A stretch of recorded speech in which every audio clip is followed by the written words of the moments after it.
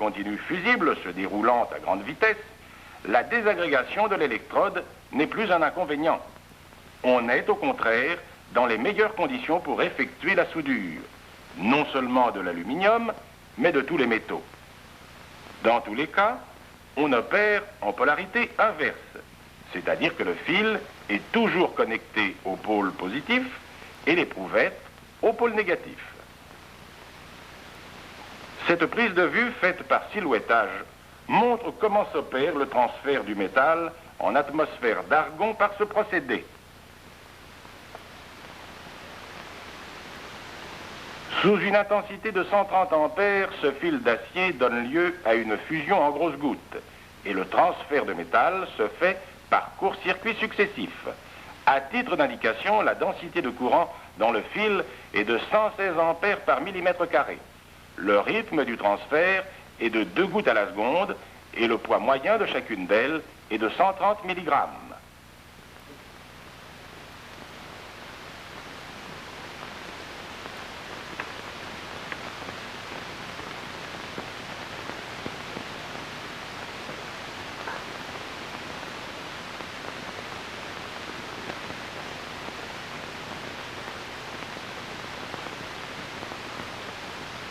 Le phénomène présente brusquement une discontinuité si l'on augmente progressivement la densité de courant jusqu'à 280 ampères par millimètre carré, en même temps que la vitesse de dévidage du fil. Le transfert du métal se fait par petites gouttes projetées à grande vitesse de l'extrémité du fil où le métal fondu forme une veine liquide continue.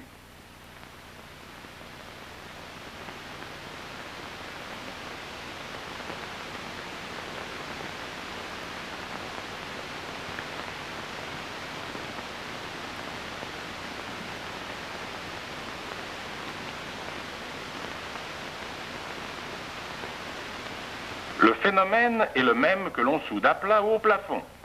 Dans ce dernier cas, 415 gouttes d'un poids de 2,5 mg sont projetées en 1 seconde par une force importante neutralisant l'action de la pesanteur. La vitesse des gouttes est de 170 cm à la seconde et leur diamètre moyen de 0,8 de millimètre.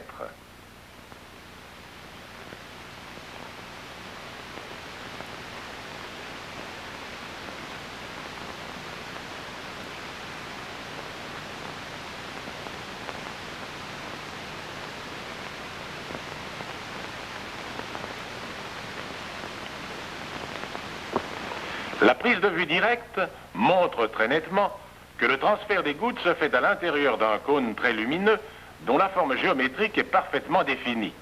Ce cône est entouré d'une zone moins brillante constituant la partie extérieure de l'arc.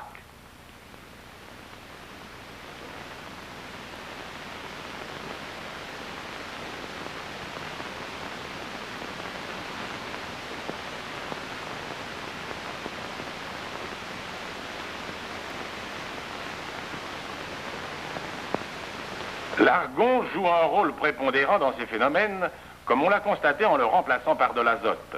La fusion devient tumultueuse avec formation de très nombreuses vapeurs.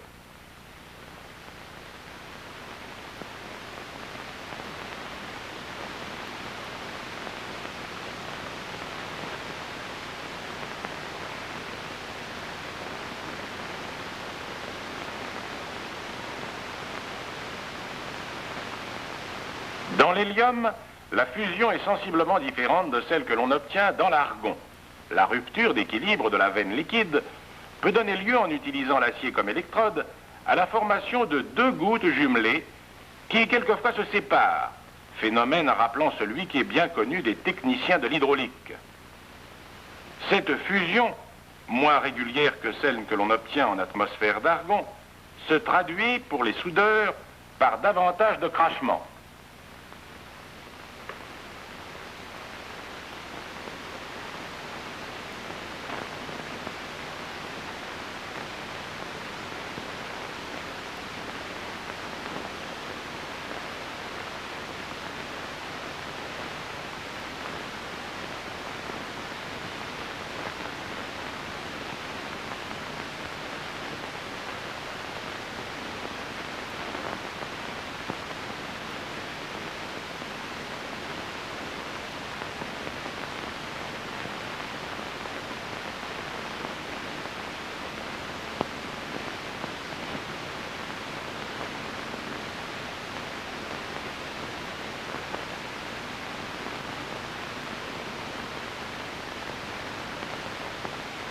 Dans le krypton, on retrouve la fusion très caractéristique que le fil avait dans l'argon pur.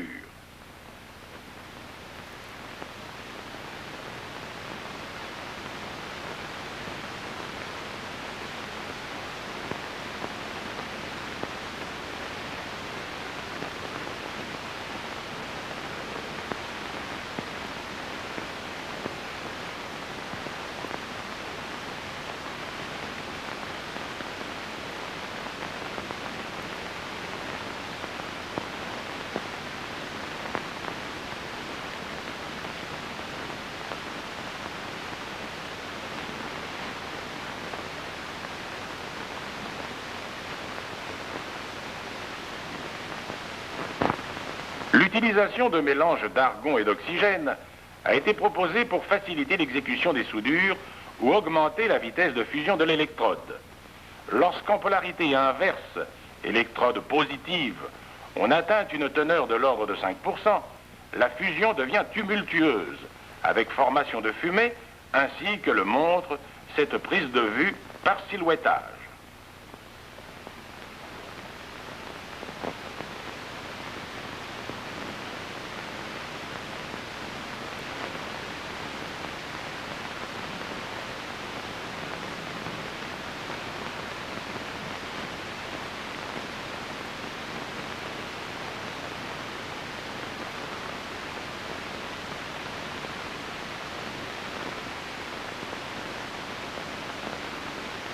En polarité directe, électrode négative, le phénomène est différent et l'on se rapproche du transfert de métal par petites gouttes.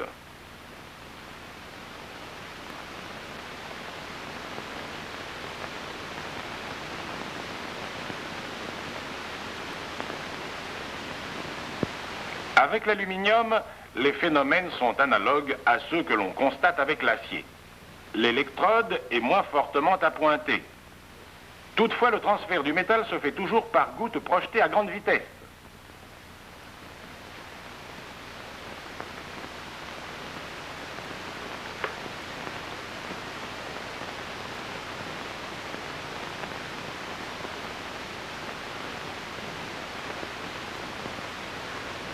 Ainsi qu'il est possible de le constater par cette prise de vue directe, le bain de fusion est parfaitement liquide au point d'impact du cône lumineux, alors que l'on devine tout autour la croûte d'alumine.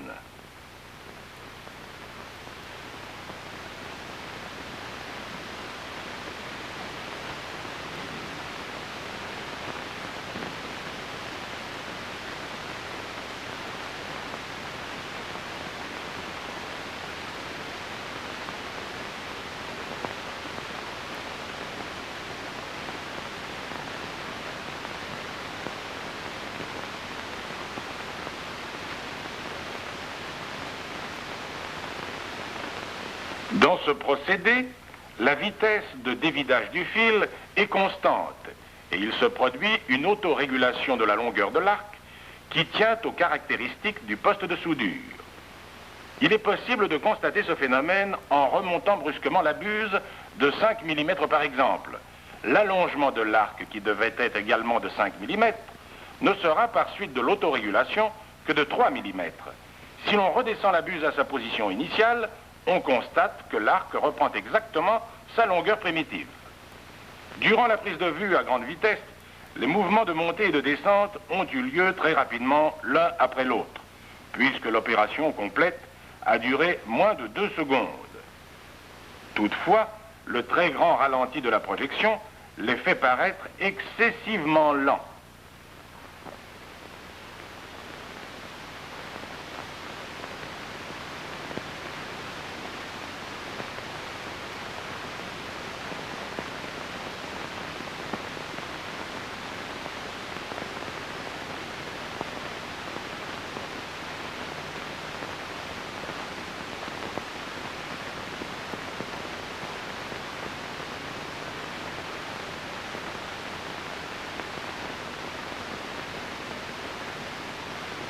Lorsque la buse descend, le fil électrode a tendance à plonger dans le bain. Mais le même phénomène d'autorégulation intervient et l'arc reprend sa longueur primitive en moins d'un cinquième de seconde.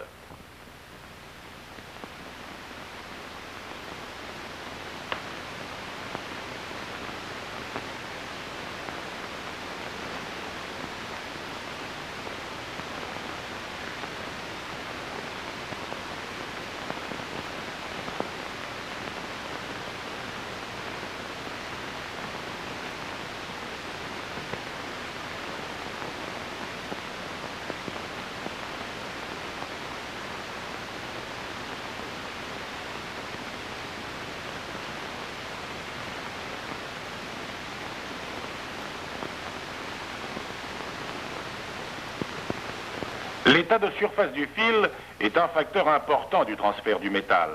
Avec un fil parfaitement décapé, la fusion est calme.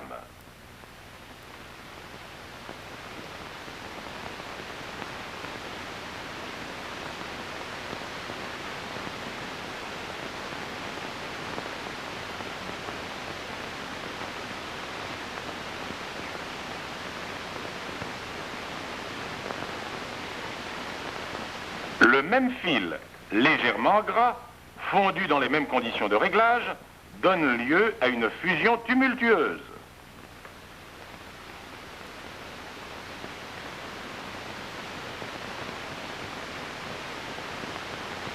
La composition du fil joue également un rôle très important dans le comportement des gouttes.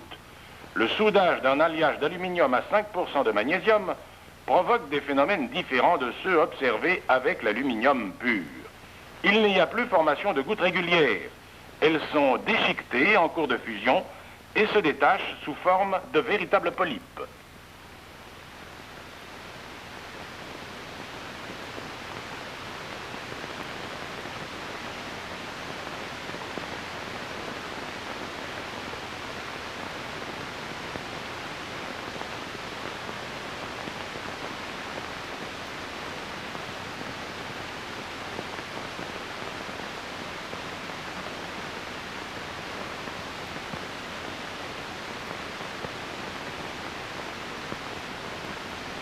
Il semble qu'il y ait une certaine corrélation entre les différents aspects de la fusion et la qualité des soudures.